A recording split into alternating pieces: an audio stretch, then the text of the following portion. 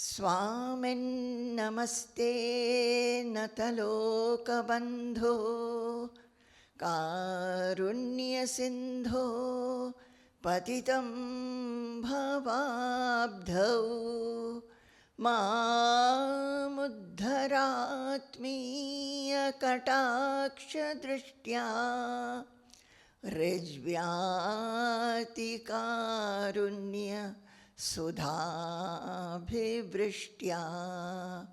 स्वामिन्नमस्ते स्वामिन्नमस्ते स्वामिन्नमस्ते स्वामिन्नमस्ते ज्ञानस्वरूपं निजभावयुक्तम् आनन्दमानन्दकरं प्रसन्नं योगीन्द्रमीड्यं भवरोगवैद्यं श्रीमद्गुरुं नित्यमहं नमामि श्रीमद्गुरुं नित्यमहं नमामि नित्याय सत्याय चिदात्मकाय नव्याय भव्याय परात्पराय शुद्धाय बुद्धाय निरञ्जनाय नमोऽस्तु नित्यं गुरुशेखराय नमोऽस्तु नित्यं गुरुशेखराय नमोऽस्तु नित्यं गुरुशेखराय।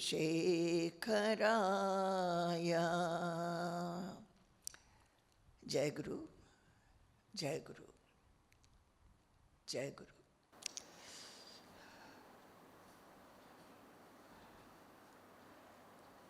Today I'll be reading out a talk, Prabhatashmi talk, which Swamiji has delivered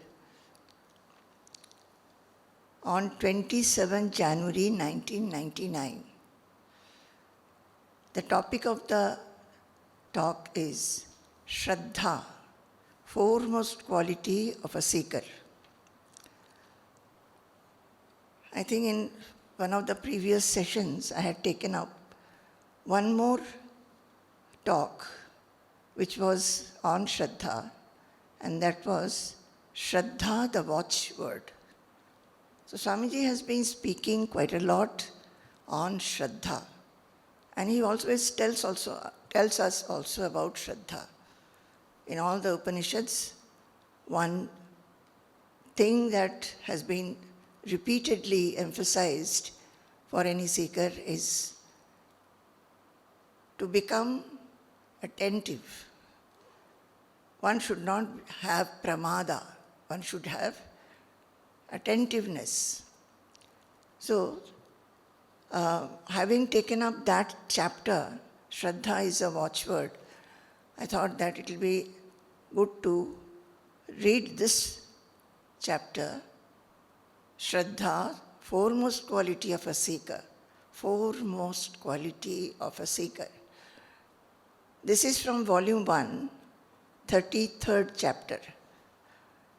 And Swamiji has spoken on this on 27 January 1999. Swamiji starts again with this shloka from Bhagavad Gita. Shraddhavan labhate jnanam tat parah samyatendriyaha. He says, this is a statement from Bhagavad Gita, verse number 39 of 4th chapter. Shraddhavan labhate jnanam. One who has Shraddha, he attains wisdom. And then tat paraha, one must be fully focused on this knowledge, and samyatendriyaha. He also must have restraint of the senses. So what Swamiji is telling us, let us see. Dhyana is the last attainment in human life. And that jnana, Sri Krishna says, will be attained by Shraddhavan. So jnana is the last attainment. I think those of us who are on this spiritual path, we have heard it many times and we know it as our aim also. It is not only the last, it is the greatest attainment in human life. And any human being should strive to have this attainment. Then only one will have the supreme bliss or supreme peace in life. Sri Krishna says, Sri Krishna says that this attainment will be attained by Shraddhavan, the man of attention. Then comes the word Tatparaha, who has given jnana the supreme pedestal in his life. Tatparaha, a person, not only he should be attentive, in his life, jnana should have the supreme position, that he considers jnana to be the supreme in life, not any other achievement. So he will be constantly dwelling in that wisdom and focused on that wisdom. And samyatendriyaha, whose senses are well under control. What is this Shraddha that Sri Krishna refers to? In Sri Krishna himself, you will find Shraddha personified. Can you imagine how attentive he was while advising Arjuna in the battlefield of Kurukshetra? I think many of us would not relate it like this, that even Krishna had to be very, very attentive while talking this Bhagavad Gita to Krishna, to Arjuna. It was the battlefield. Everybody is ready for the battle. And that time, Krishna is talking about the soul, and he has this duty to make Arjuna realize that he has to fight, and that is his Swadharma. And Arjuna should fight without any kind of affliction or any kind of affectedness. So Krishna had that great responsibility. So how much attention he needed to have. Whenever Arjuna raised a doubt, it was immediately taken up, and in answering the doubt, Krishna brought forth a message of clarity with regard to all allied subjects, giving examples, presenting reasons, pointing out possibilities, dimensions, and excellences. So, Krishna, while both of them were on the chariot in the midst of the battlefield, and Krishna was talking on this subject, whenever Arjuna raised a question, and Arjuna had raised many questions in that conversation, Krishna had to think and immediately give reply. There was no time. It was not that day after day Krishna and Arjuna are talking.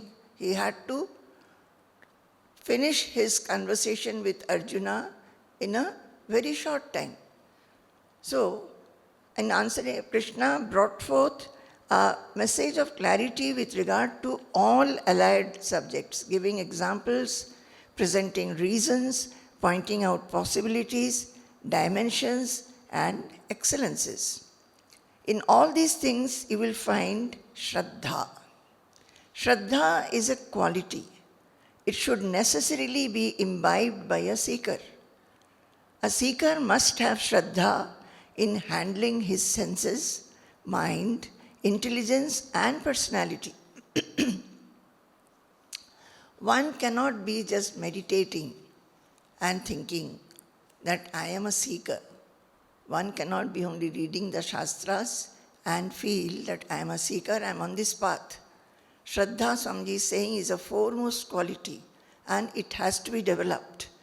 And by Shraddha, he also means that one has to by Shraddha, Swamiji is saying, and it is necessary for a seeker to handle the senses, the mind, the intelligence and personality.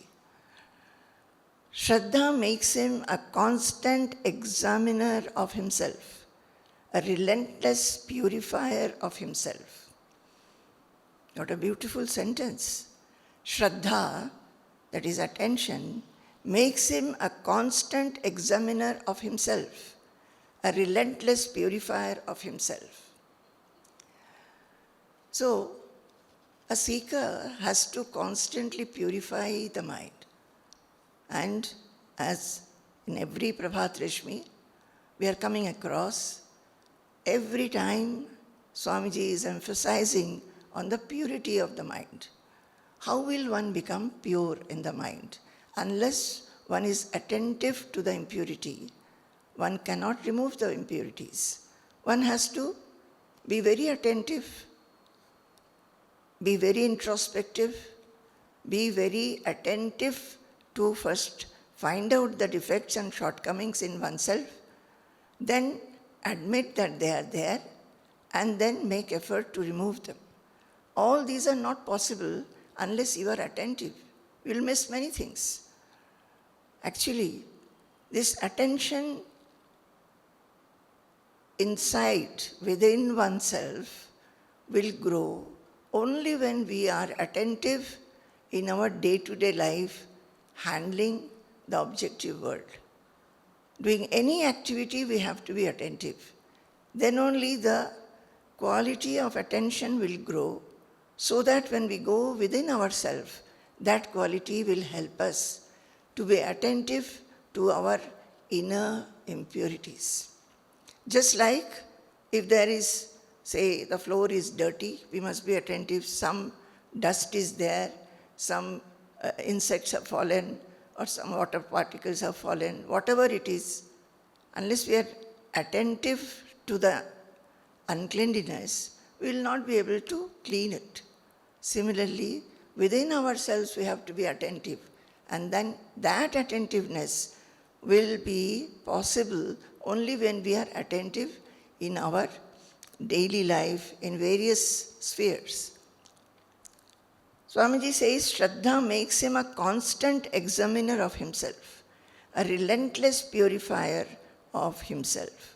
This is constant examiner of himself. Constantly one should be alert and attentive of his own personality. In Viveki Chudamani, that shloka is there, where it says, it gives an example and says that one seeker must have an aim of attaining the self. And if one is not attentive, the goal will be lost. And Shankaracharya is giving an example that a person wants to play ball, is holding a ball, goes out to play, and he has to go to the field where he will be playing. On the way, he reaches a place from where he has to go down the steps. He is holding the ball at the edge of the highest step. His attention is lost. As soon as the attention is lost, the grip on the ball loosens, the ball falls from his hand, ball just goes galloping down the steps, and ultimately it is lost. Either it has gone to one of the bushes, or if there is something else, it is gone and lost forever. So one has to be similarly. So even if you want to play ball, you have to be attentive. And how much attention is necessary to understand the self, and in doing so, to remove the impurities of the mind. Wherever you are and whatever you do, you must have sufficient attention. So Swamiji is saying that wherever you are, And whatever you do, you must have sufficient attention, awareness. See, we cannot think that, oh, while meditating or while my spiritual disciplines I am performing, at that time I can be attentive. Rest of the time, how does it matter? It is not so. In the ashram, we have a number of activities, and some of them are repetitive and routine in character.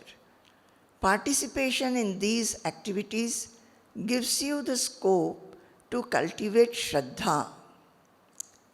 So Swamiji is now coming to the stay in the ashram. He says that in the ashram, there is an opportunity to increase the attention.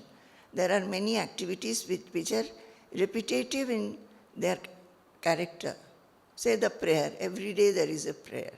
Morning and evening there is prayer. Pushpa Samarpanam is there. Bhojana Pavitrikaranam is there. Then there will be classes, satsangs. So there are timings for that. There are timings for eating the meals. So you have to be very attentive that you reach the dining hall in proper time. You reach the venue of the satsangs in proper time. See that everything is ready. So attention is necessary everywhere. In the ashram, we have a number of activities, and some of them are repetitive and routine in character. Participation in these activities gives you the scope to cultivate Shraddha. Whatever be the activity, while taking part in it, ensure that your Shraddha increases. In keeping the plates, washing and wiping them, in keeping the swab properly folded at its place, in maintaining cleanliness around the wash basin, in wiping the dining hall floor properly, your Shraddha is revealed.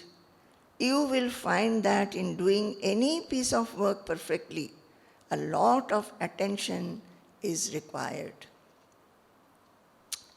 My dear children, I don't know how many of you give importance to these words, but these words are spoken by a guru.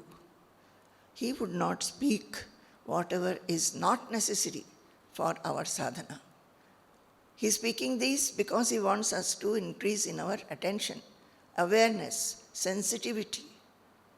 On very trivial examples he has taken, very simple examples he has taken. He says there are a lot of scope to increase attention in the ashram.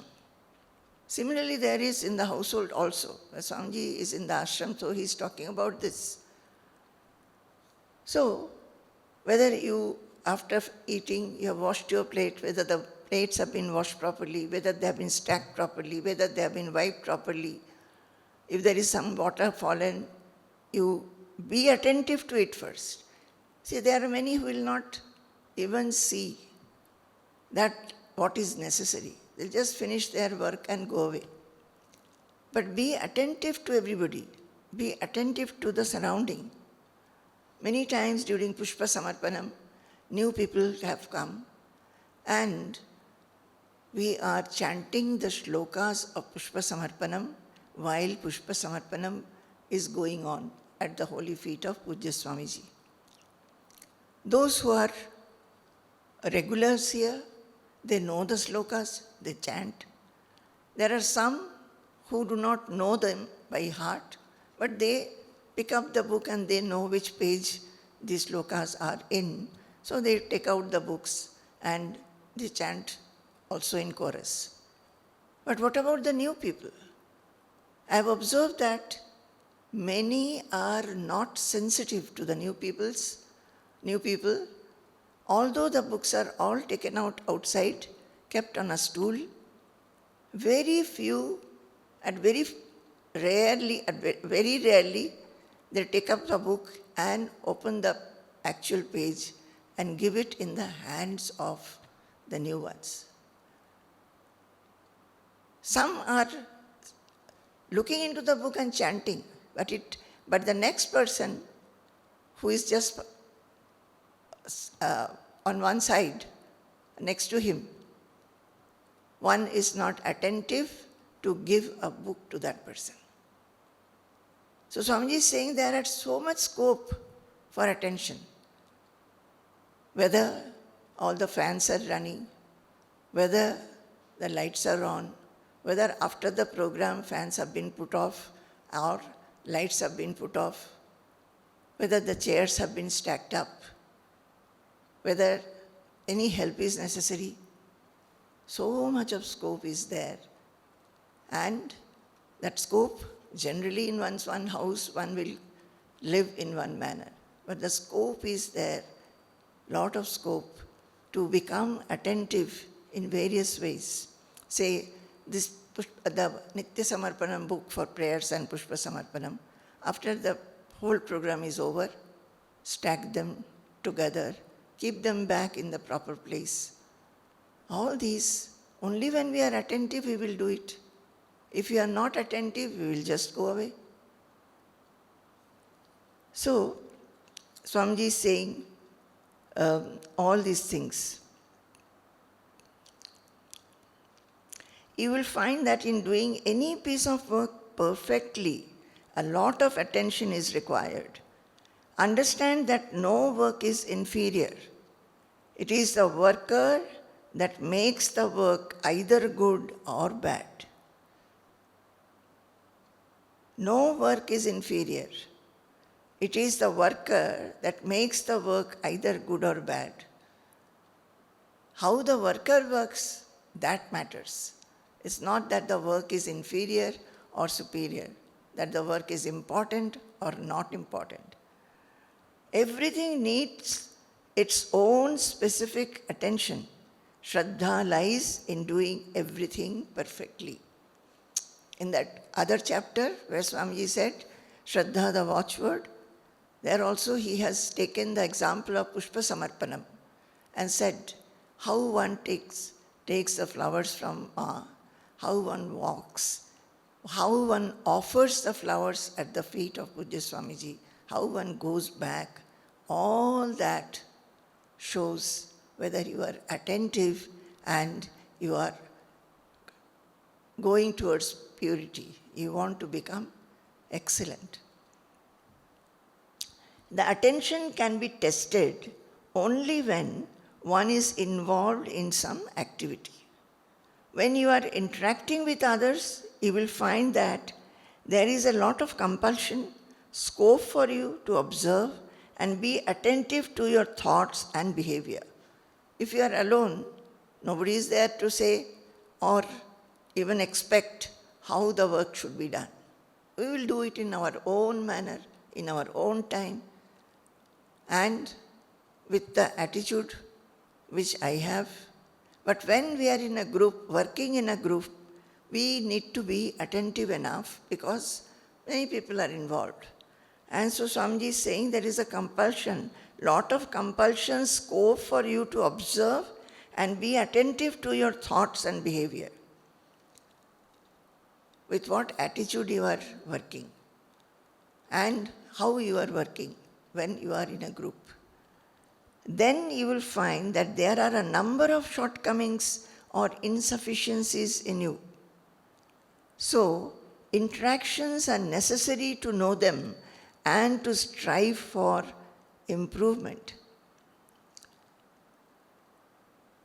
and walk towards purity. Only when we are working in a group with others, you will find that you have a number of shortcomings or insufficiencies in you. You will find that, you are not attentive, or you are not prompt enough to understand, prompt enough to execute. You are not understanding the group motivation. All this will happen, and you will be able to understand your insufficiencies. So interactions, unless these interactions were there, how will we understand our shortcomings? So interactions are very necessary for seekers. Not that one has to only meditate. Interactions are given by the Guru actually. If you are a true seeker, you will find that you will be put in several situations where the interactions are, if you can take it as opportunities, you will have lot of scope to progress fast. Any opportunity, whether you like it or not, opportunity of interaction with others should be taken as a blessing. Because the Guru wants you to have equanimity of mind, equal vision, embracing everybody, being equal to any input that is coming in your way, and still be joyful. All this will be possible only when we are attentive to the situations that we are in. Yesterday, our R, somebody with initial R, yesterday our R had gummed a few envelopes. I looked at them and said, "You have put too much of gum." So, the earlier days, what is the gumming Swamiji is talking about? Sometimes Swamiji will have written letters, quite a few letters, so we have to gum the envelopes. Sometimes Swamiji will be writing and announcing the programs like Annavastra Dana Satra and all that. So those letters or brochures have to be sent to different people. Those envelopes will be gummed. So when many envelopes have to be gummed, many will join in. Many means whoever is in the ashram used to join in. We were not many at that time actually. And Swamiji himself would come and join in all these activities. Though we will tell him, you need not do, we are doing, Swamiji would definitely come. He liked to do. He would tell us the excellent manner in which we could do faster, we could do better, we could think. He says that, see, he is saying here that you have put too much of gum. When too much of gum is put and the flap is closed, the gum spreads to the other part of the envelope. And then when you stack the envelopes, two envelopes get stuck. All these things we learned, that we have to be attentive, not to be so, not to gum too much. Not that, oh, I am gumming, what is there so much in gumming? The envelope is to be closed. So, when Swamiji is saying that don't put too much of gum, what is he saying? First of all, the envelope should not get stuck to each other. Secondly, whoever is handling them will have difficulty to separate the two envelopes. So, sensitivity for others. Everything you learn. So, Swamiji said to this R, you have put too much of gum. Immediately the answer came, no. The response should have been, oh, is it so? I shall be more careful. But such a response seldom comes. Dear children, this is very, very true in every sphere. Not only it is when interaction with the Guru. If the Guru is coming and said that you have put too much of gum, you must see whether really there is too much of gum or what the Guru means by too much of gum. So the first reaction should be, oh, is it so? Acha, okay. Then when he shows why he says it is too much of gum, then he should say, I shall be more careful. Instead of that, the first reaction is, no, I have not put too much of gum. So much of ego, so much of overconfidence. And also disregarding what the Guru is saying. Disregarding it. Showing that you know. So there is no need to tell you. These are all ego. And who will point out? See, Swamiji is not saying that you are so egoistic that you reply like this. He is not saying. But one has to understand it. How we have behaved. And it is not with the Guru. With anybody, we must be humble in our attitude. Try to take corrections. See what the other person is saying. Give an ear to what the other person is saying and try to see whether you are right and wrong. The response should have been, "Oh, is it so? I shall be more careful." But such a response seldom comes. You might have gummed a lot of envelopes in your life, but there is still scope for improvement. Do you get it? You might have gummed many envelopes in your life, but still there is a scope for improvement. We often get mail in envelopes so much overgummed that we have to completely tear off the cover to salvage the contents intact. Why Swamiji said that this is too much of gum? Because in these days mails come not by post so much, but those days it used to be. It was only post. So many times the gumming would be so carelessly done by the sender that the content inside, that is a letter, would be so much stuck to the envelope that in tearing the envelope and taking out the letter, many times part of the letter will be lost. That was the experience. So Swamiji is saying, so we might have done lot of gumming, but there is still scope to improvement. Today I found that the spreading of the cloth at the feet for Pushpa Samarpanam had to be redone. Actually, it makes little difference whether it is this way or that way. But it makes a lot of difference when it is related to the attention of the person who has spread it. How you place a piece of furniture, whether it is harmonious with the surroundings and the occasion, how you dress yourself, how you prostrate, how you handle the vessels while serving food, all these speak a lot about your level of sensitivity and attention. Some may think that why Swamiji is not talking about the self and self-realization, that state. Why he is talking about these mundane matters, placing the asan under the feet, or keeping a furniture, or gumming an envelope. Why all these examples? What is so important in that? There lies the faith. Shraddhavan labhate jnanam. And also, in the Shastras, in the words of the Shastras, and in the words of the Guru, there should be Shraddha. Shraddha. Why he is saying this? Why he is taking this example?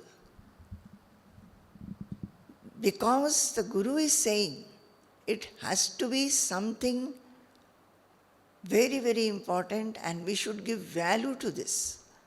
Why is he saying? He is saying, today I found that the spreading of the cloth at the feet for Pushpa Samarpanam had to be redone. There is an asan under Swamiji's feet. We spread an asan. Swamiji's chair is there, footrest is there. On that, a beautifully decorated asan is there, asan cover is there, over the footrest. And Swamiji's, that particular day, he noticed that was not straight maybe, so it had to be redone. Somebody comes and places or spreads that cloth under Swamiji's feet. It is done before Swamiji comes and sits. So whoever had done it, it was not straight maybe. So once Swamiji came and sat, he would have noticed it. Others also noticed it, and it was redone. So Swamiji says, today I found that the spreading of the cloth at the feet for Pushpa Samarpanam had to be redone. Actually, it makes little difference whether it is this way or that way. Suppose there is a little it is a little not straight. It really doesn't matter much. It really doesn't matter. It doesn't matter to Swamiji at least. But it makes a lot of difference when it is related to the attention of the person who has spread it. For Swamiji, it doesn't make any difference whether it's a little tilted, little tera. But the person who has spread it, for his attention, it makes a lot of difference. He should have seen it. He should have seen it. You know, in our ashram, there is a shrine for Baba, Swamiji's Gurudev. Every day when Swamiji comes from his office to Vigyan Bhavan, the venue of Pushpa Samarpanam, we have to cross that shrine, which we call Mandapam, Baba's Mandapam. And Swamiji first goes there and he does pranam to Baba. And we who are with him, we also prostrate. And then only Swamiji comes to Vigyan Bhavan for the Pushpa Samarpanam.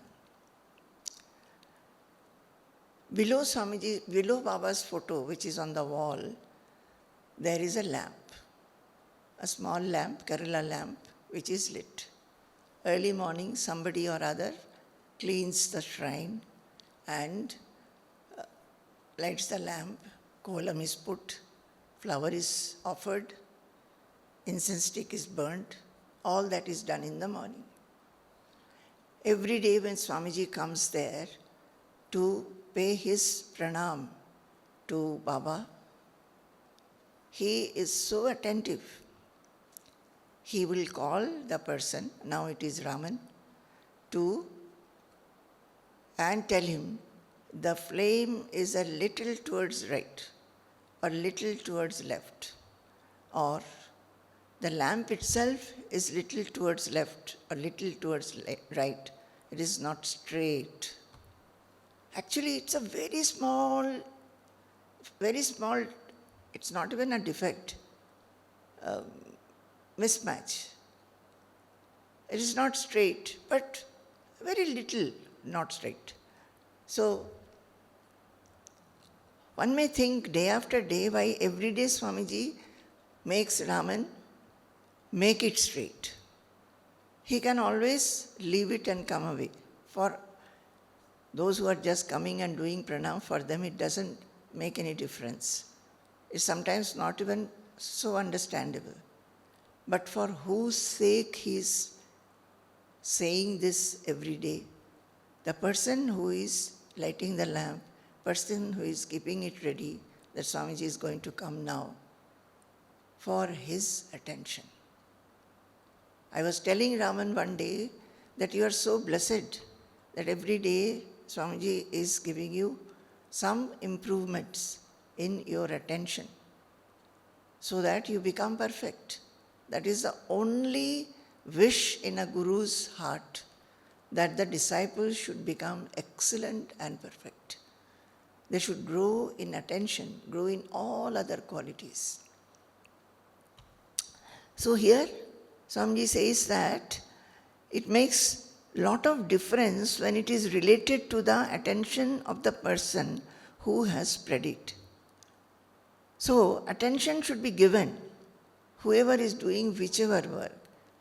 How you place a piece of furniture, even when you place a piece of furniture, say you have kept Swamiji's chair on which he will come and sit, whether that is straight, whether the cover is hanging straight, whether it is at the middle of the wall against which it is to be placed, whether everything is symmetric around the other furnitures. So, in doing any work with attention, actually we must have joy. we have also in Swamiji's Prabhata Rishmis, we have come across this, that we should be doing the work joyfully. To be attentive is a joy. To be doing work with attention is a joy. We should never feel that, oh, what is there? I have to be so attentive. Why? Every day, suppose it is a little this way, that way, what does it matter? No. When we give our attention focusedly in doing some work, it is a joy, no doubt, which comes forth from inside. And so Swamiji is taking this. How you place a piece of furniture, whether it is harmonious with the surroundings and the occasion, how you dress yourself, how you prostrate, how you handle the vessels while serving food, all these speak a lot about your level of sensitivity and attention. Suppose you are sitting at a table. Make sure that it is tidy when you get up and go. To leave it unclean is really like leaving your child unclean. This kind of thought should be there. Suppose we are working somewhere, with so many books and notebooks and pen, pencil, etc. Once we have finished, we should tidy up and then get up. Otherwise, it is leaving any place unclean is really like leaving your child unclean. The attention, so far as we are concerned, is the same. So whether you keep your child unclean or a place unclean, your working place unclean, it is the same. Similarly, when you use a room, even if it is a hotel room, use it tenderly and well. When you leave it very clean and orderly. Very, very important. Similarly, when you use a room, even if it is a hotel room, use it tenderly and well. When you leave it very clean and orderly. This example Swamiji used to give we have been hearing it for so many years now, and Swamiji means it. Even when in earlier days when our centers were not there, we would be going and we will be hosted by some devotee or other. When we leave those places, Swamiji used to make sure and tell us to make sure that the rooms where we have stayed are as clean as we had entered, and they were set up in a clean manner when we came. In later years, sometimes we had to stay in a hotel during our travels. And the same thing is followed by Swamiji and those who are around him. We have learned it from him. Wherever we are, we should not think that this doesn't belong to me, so I will not keep it. What is the responsibility? What is my responsibility to clean it? He is saying this because sometimes when people come and stay in the ashram, people who come from very good houses, they may be keeping their houses clean, but it doesn't occur to them that in the ashram when we stay, our rooms should be clean. So, when our workers go, sometimes the workers come and say, the rooms are unclean. The bed is not made. The bedsheet is hanging from the cot. Even the workers here, they know what Swamiji is teaching in these matters. We can correct children easily, but the grown-ups generally do not take to suggestions well. I think it's very, very correct. Children will listen, but it is very difficult to bring about changes in grown-ups. Because grown-ups have already developed ego. I know, I have been doing. All these things I'm used to do in my house. So what is the difference? They already have a well-grown ego. They must have their own standards of cleanliness, tidiness, orderliness, and the like. In the ashram, we deal with many things that you also do at home. But there is a lot of difference, perhaps, in the attitude with which you do things there and the attitude with which we do things here. So everybody has their standards of cleanliness, tidiness, etc. And many of the things in the ashram and in the house will be same. We go to the markets, we buy things, we also come back, we have to cook food, we have to serve food, we have to clean the vessels, sometimes clean the rooms. And sometimes, when devotees and visitors come, see to it that their rooms are all set.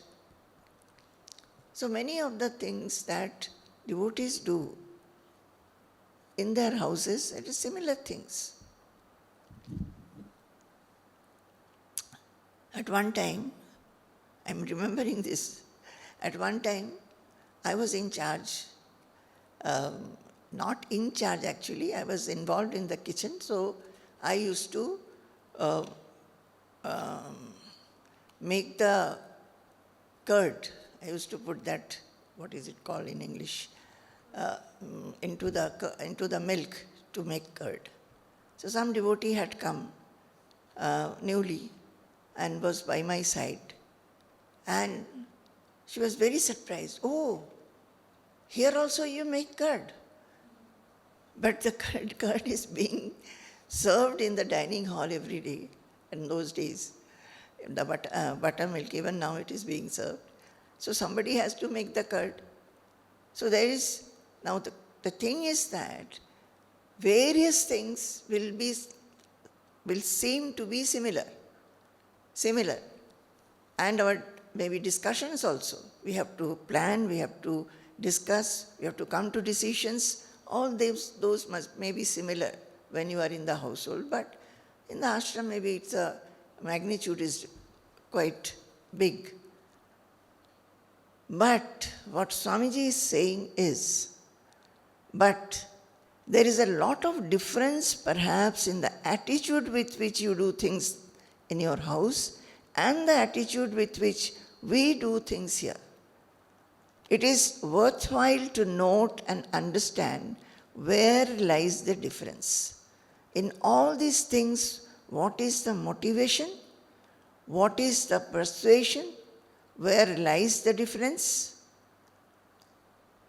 We are finding that we are doing the same thing, but the attitude is different. Swamiji says, in what way is the attitude different? What is the motivation? What is the persuasion of our work? Where lies the difference then? Tat paraha. You must give jnana the highest position in your life. Here, as Swamiji says, everything rotates around spirituality. Our motivation is spirituality. Our motivation for any work is to spiritually progress. Make the mind and the personality expand and merge into that one universalness where there is no difference. So we work with this feeling or the attitude as tat paraha. And we are constantly told by our Guru to be so. Maybe not, he doesn't say every day that, remember, you have to be tat paraha. But through everything, we are constantly getting reminded that we have to be tat paraha. Our any work, motivation is not for ourselves. It is all for others. All for others. For others' convenience, others' pleasure, others' comforts, others' elevation towards spirituality. That's all. Nothing else. You must give jnana the highest position in your life. You should be ready to surrender everything for the sake of jnana. And then samyatendriyaha. there must be a constant note of restraint, refinement, and discipline. There must be a constant note of restraint, refinement, and discipline. See, how much in the routinous life in the ashram, that is why it is said that if you are in Guru Sannidhi, the progress is faster. Of course, if you are receptive. Otherwise, it is like that, those stones in Ganga. So much of Ganga water is flowing on them, they remain as stones. So you have to will for progress. You have to be receptive towards progress. You have to make effort from the progress. And what Swamiji is saying, you have to be Shraddhavan and Tatparaha, Samyatendriyaha. Also, you should have discipline and restraint of your senses. There are prayers in our ashram, both morning and evening. Swamiji says, the prayers are the pillars of this institution. Somebody or other must do the prayers every morning and evening.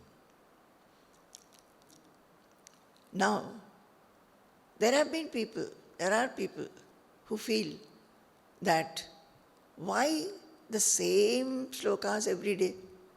Don't you get bored? Somebody had asked me, don't you get bored by chanting the same slokas every day? Why don't we repeat? Why don't we find out different slokas? The Samyatendriyaha. Are we doing things for variety? Or are we to get absorbed in the messages of the slokas? The slokas are beautiful slokas for our sadhana, which Swamiji has selected and put them together. Have we become one with the slokas which are there in our prayer book? We have not. But then see, the indriyas are so restless. One feels bored with a few set of slokas. Why don't you get some more slokas the next day?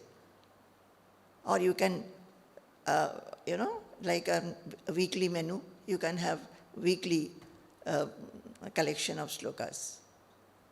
That's not the point. And how much restraint, discipline, refinement is necessary to be doing the prayers every day in the morning.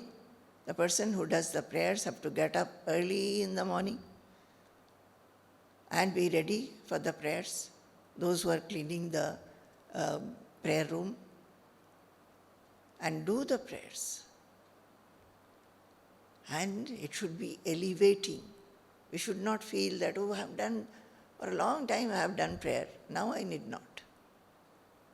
It never becomes old.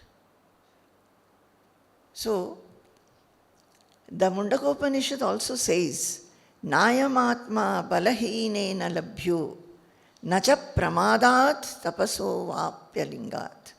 The self cannot be attained by men of weak determination.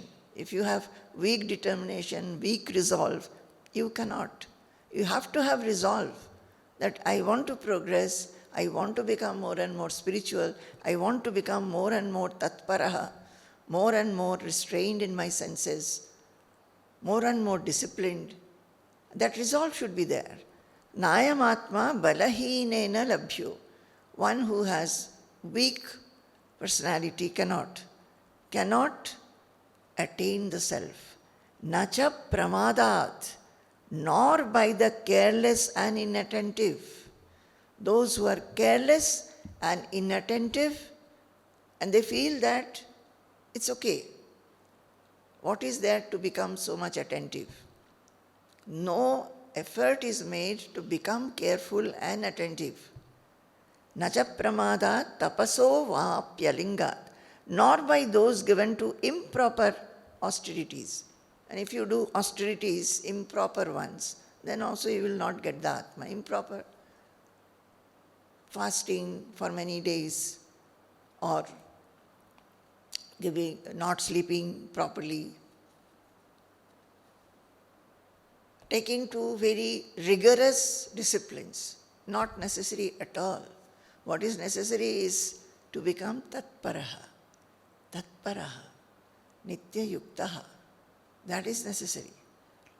Therefore, this is very, very important for a seeker of self-realization. Even in the matter of austerity, if you do it improperly, it will not work. Arjuna did penance and conquered sleep. That is why he is called Gudakesha. He did intense tapasya for gaining rare weapons. But when he went for the battlefield, the very Gandiva slipped from his hands.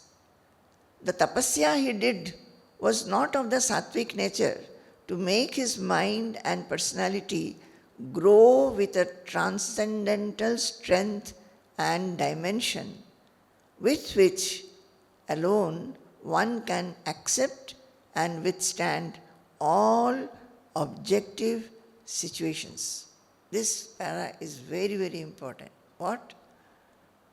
Tapaso vapyalingat, improper austerity. So Swamiji is giving the example of Arjuna, who did severe tapasya, severe austerity, penance he did. And he got the name Gudakesha. He could win over sleep. He could stay without sleeping. He did severe austerities and got so many weapons. And those weapons in his hand, including the Gandiva, he became absolutely weak mentally, sat down in the battlefield, trembling to fight. So what was the use of those austerities? All these austerities which gave him the weapons, etc., was of no use at that time. So Swamiji is telling this, mark this sentence. The tapasya he did was not of the sattvic nature to make his mind and personality grow with a transcendental strength. So tapasya also should be of sattvic nature. What kind of tapasya? Sattvic nature. Your austerities should be of sattvic nature. That is, austerity done should elevate your mind, should take away desires from your mind, to take away possessiveness from your mind, should take away the ego from your mind, should make your mind free, expansive. And sattvic nature to make his mind and personality grow with transcendental strength and dimension, with which alone one can accept and withstand all objective situations. Only when that transcendental strength is there, that is, that remaining in the self, seated in the self, always, and then facing the world. Only when we do this sattvika tapasya, we are able to have that strength in the mind, unaffectedness, fearlessness, so that we can handle all situations which we have to face in life. So with that transcendental strength and a dimension with which alone one can accept and withstand all objective situation, when one gets the strength to withstand, remain afloat, one doesn't get drowned. That strength, and that strength is the strength of what? The strength of our own self. Nothing else has that strength. The strength of unaffectedness, changelessness, immovable. So try to take to sattvic austerities which will make your mind elevated and refined, which will enable you to remain unshaken under any circumstances, to pursue sadhana in the right manner, to observe the mind, its tendencies and reactions, to resort to the disciplines and austerities which will bring you the desired growth and refinement, all these need cultivation of attention and sensitivity to a great depth and subtlety. So, try to take to sattvic austerities which will make your mind elevated and refined, which will enable you to remain unshaken under any circumstances. So, the austerities should be sattvic in nature. Sattvic in nature. And then only we will gain the strength. The mind will become elevated and refined, and the mind will become unshaken in any circumstance. To pursue sadhana in the right manner, to observe the mind, its tendencies and reactions, to resort to the disciplines and austerities which will bring you to the desired growth and refinement, all these need cultivation of attention and sensitivity to a great depth and subtlety.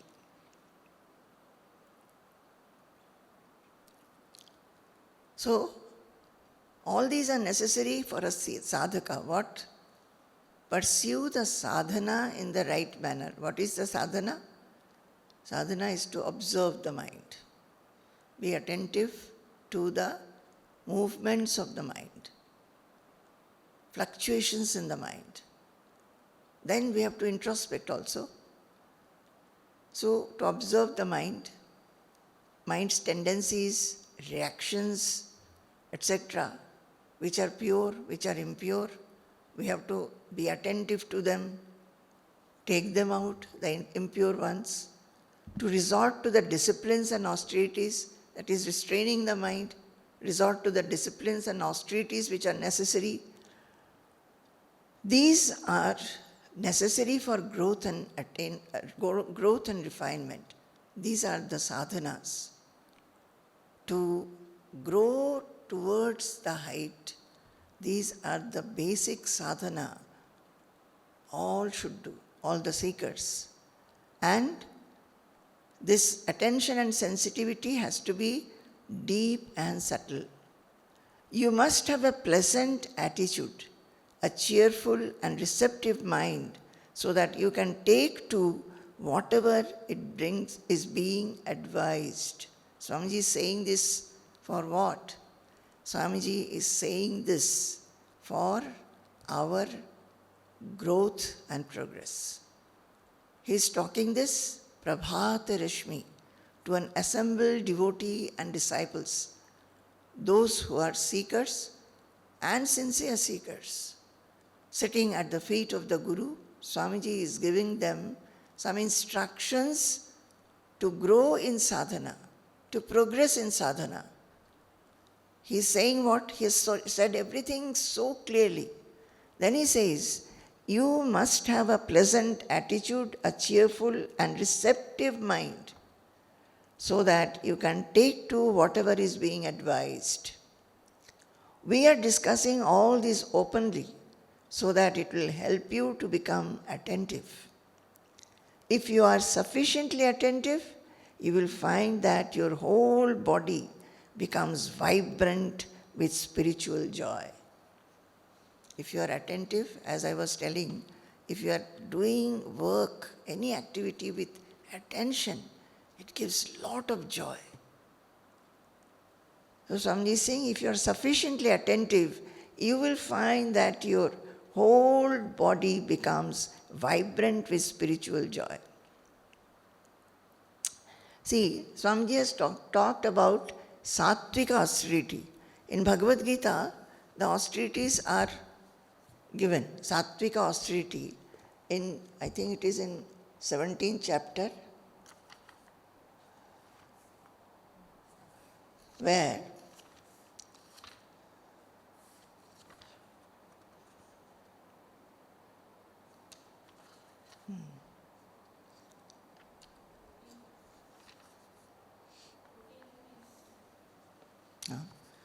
14, 15 and 16 shlokas. It says,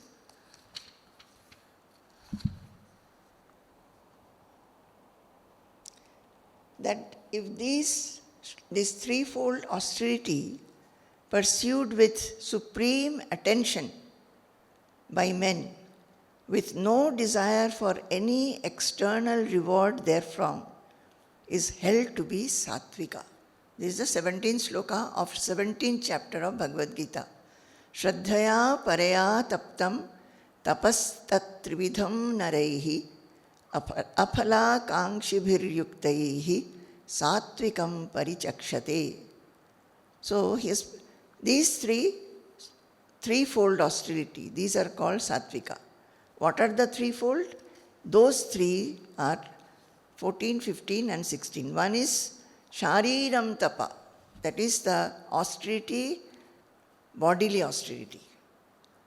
And another is austerity of speech. Another is mental austerity. These three. So the bodily austerity, Krishna is telling Arjuna, Devadvija Guru Prajna Pujanam Shauchamarjavam Brahmacharya Mahimsa Shariram Tapa Uchyate. Worshipping Devas, divine beings, Brahmanas, Guru and the wise. Deva Dvija Guru Prajna Pujanam. Worshipping all this. That is Deva, the deities, and Dvija is Brahmana, Guru is Guru, Pragyam is the wise people. Shaucham Arjavam. And worshipping these, then one must have cleanliness, straightforwardness, Brahmacharya is celibacy, and ahimsa, non-hurting. These all constitute bodily austerity. That is, one must pursue these, and that constitutes the bodily austerity. Anudvega, then it is the austerity pertaining to speech. Anudvegakaram vakyam satyam priyahitam chayat. Swadhyayabhyasanam chaiva vangmayam tapa uchyate. That is the 15th shloka. That is the vangmaya tapas. That is the austerity pertaining to speech. In that, what is Krishna telling Arjuna? Using words that are non-irritating. We should not talk to people with irritation, which we always do. Even if we are sometimes not speaking out, the mind becomes irritated. So, using words that are non-irritating, anudvegakaram vakyam, satyam, truthful, priyahitam chayat, and the words must be having, the words should be truthful.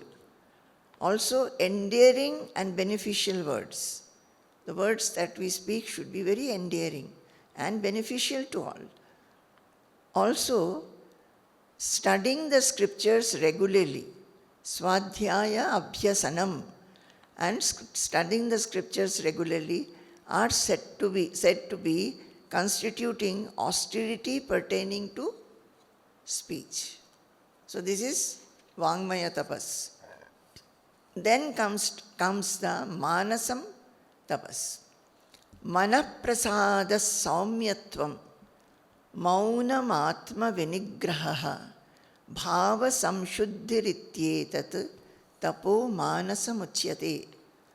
Cheerful calmness of the mind. Manaprasadaha. That is what Swamiji is also saying. You must have a pleasant attitude, a cheerful and receptive mind, so that you can take to whatever is being advised. The cheerful attitude should be there. Cheerful calmness of the mind. Then saumyatvam, gentleness. Maunam, silence. Mind should be silent. Mind is always making noise inside. That noise doesn't come out, but the mind is always noisy inside. We should know how to stop that noise. make effort for it. Maunam, Atma Vinigraha, self-control. And then Bhava Samshuddhirityetat, attitudinal and emotional purity. The attitudes and emotions should be also sattvika.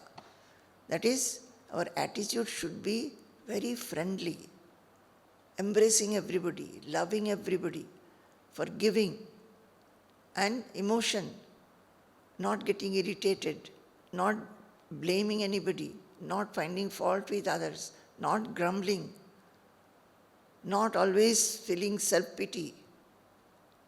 So emotional purity and attitudinal purity also one should make effort. Those are the austerities. Do austerities such that these develop. Manasam, tapo manasam uchyate. These are held to constitute mental austerity. I am not going deep into this. We have done it earlier. And these are the shlokas 14, 15 and 16 which talks about bodily austerity, then austerity pertaining to speech and mental austerity. And in the 17th shloka, Krishna is telling Arjuna that this threefold austerity pursued with supreme attention, Shraddhaya Paraya Taptam. See what is that? This topic, Prabhat Rashmi? Shraddha, the foremost quality of a seeker. Here also it is saying this austerity should be done with attention. It is not just you do it. Attention to refinement, attention to become more and more pure. This should be the austerity. That is what the attention is needed for. Shraddhaya Paraya Taptam. Paraya Shraddhaya.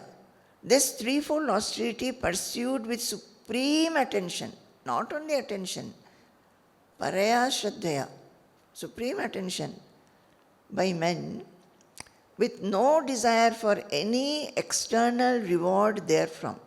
Aphala kankshibhir yuktaihi. And don't do these austerities with desires. You do the austerities with full Shraddha, supreme Shraddha, the outcome will be yours. You will be taken to the state of Vishuddha Sattva. And Vishuddha Sattva state, in Vishuddha Sattva state, the Atma is revealed. So these three are said to be sattvika when pursued with great attention and also without any desire. Okay, so today we stop here. I think it was a very good chapter. So much of guidance is there. And when we read this, reading this itself brings in so much purity. I think that is what our Guru needs in us, wishes in us. He is always blessing us. It is for us to be open, receive, make effort, assimilate, and become pure and purer. Jai Guru, Jai Guru, Jai Guru.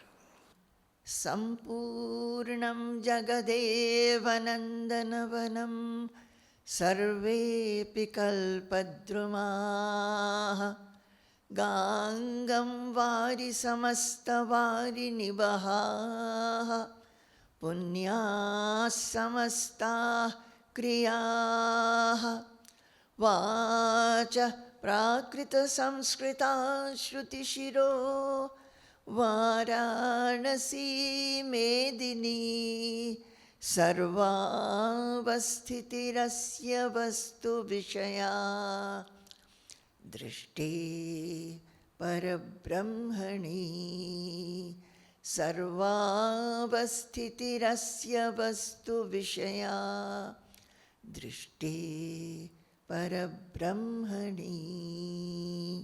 Jai Guru, Jai Guru.